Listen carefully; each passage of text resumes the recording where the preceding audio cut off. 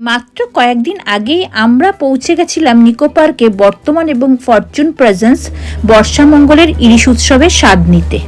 আর এই ইলিশ উৎসবের entry fees ছিল 499। আর আমরা দেখো সেখানে আমাদের টিকিটটা দেখিয়ে যেগুলো ফর্মালিটিস আছে করে হাতে ব্যান্ড পরে আমরা কিন্তু ভেতরে ঢুকে গেছি অলরেডি। চলো তোমরাও আমাদের সাথে। আর অডিটোরিয়ামে ঢোকার আগে আমরা নিজেদেরকে একটু ক্যামেরা বন্দি করে নিলাম। দেখো আমার সাথে মাম রয়েছে, আমার ছোট বোন রয়েছে, আমাদের তিন্নিমা রয়েছে।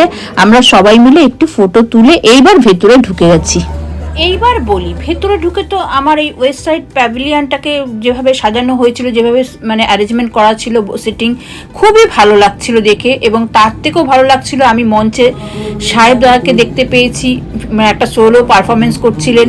আরও আমাদের টলিউড ইন্ডাস্ট্রির অনেকেই ছিলেন, আর সবাইকে দেখে খুব ভালোও লাগছিল।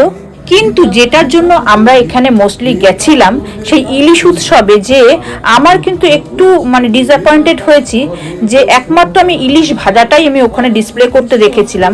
বাকি যে দুটো আইটেম আমাদের বলা হয়েছিল মেনু কার্ডে, যে ইলিশ ভাপা এবং ইলিশের ঝোল, সেগুলো কিন্তু বাক্সবন্দি করে দেওয়া হয়েছিল। মানে ওটা আমাদের হাতে একটা পার্সেল হিসাবে ধরিয়ে দেওয়া হয়েছিল, যাতে আমরা খাই বা নিয়ে আসি সেটা আমাদের ব্যাপার।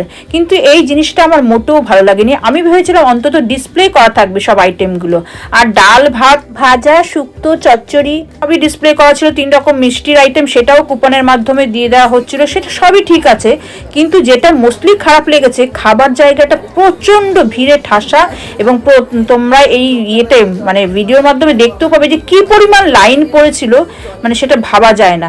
আমি মানে খুবই বিরক্ত বোধ করেছিলাম। কিন্তু ওভারঅল এই ফাংশন থেকে শুরু করে ভেতরে যে পারফরমেন্সগুলো হচ্ছিল বা বর্ষামঙ্গলের কম্পিটিশন যা যা ছিল সেগুলো খুবই ভালো হয়েছিল। এই যে আমাদের বেটু দেখো এখানে যেও কিন্তু খাবার কোথায় পিঠে বিক্রি হচ্ছে সেটাও কিনে নিচ্ছে। কিন্তু একবার খাবারের জায়গাটা দেখে নাও কিরকম লাইন পড়েছিল আর কিরকম মানে ভিড়ে ঠাসা ছিল, মানে বলার মতো না।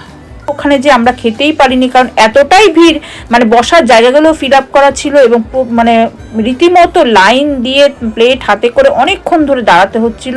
আর ইলিশের তো আমি দেখা পাইনি, একমাত্র ভাজা ছিল, বাকিগুলো সবই বাক্সবন্দি করে যার যেটা প্রাপ্য তাকে সেটা দেয়া হয়েছিল, সেটা ঠিক কথা। কিন্তু ওটা আমার একটু ডিসপ্লে করে রাখলে, যেটা ইলিশ উৎসব সেখানে একটু অনেক রকম ভ্যারাইটি ইলিশের আমার একটু দেখার ইচ্ছা ছিল, এটা আমি দেখতে পাইনি। যাই হোক, নিকো পার্কের ইলিশ উৎসবের ভিডিওটা তোমাদের সাথে শেয়ার করলাম। আর আমাদের প্রত্যেকের হাতে দেখো সেই ইলিশের পার্সেলগুলো কিন্তু রয়েছে। আর আমাদের পক্ষীরাজও চলে এসেছে, আমরা বাড়ি ফিরে আসছি। তোমাদের যদি ভিডিওটা ভালো লাগে অবশ্যই লাইক শেয়ার করো আর কমেন্ট করতে ভুলো না তোমাদের কেমন লাগলো ভিডিওটা। আর যারা ফেসবুক প্রোফাইল থেকে দেখছো প্লিজ আমার চ্যানেলটাকে ফলো করো। আর যারা সরকার বাড়ি হয়েছে ইউটিউব চ্যানেল থেকে দেখছো প্লিজ চ্যানেলটাকে সাবস্ক্রাইব করে দিও।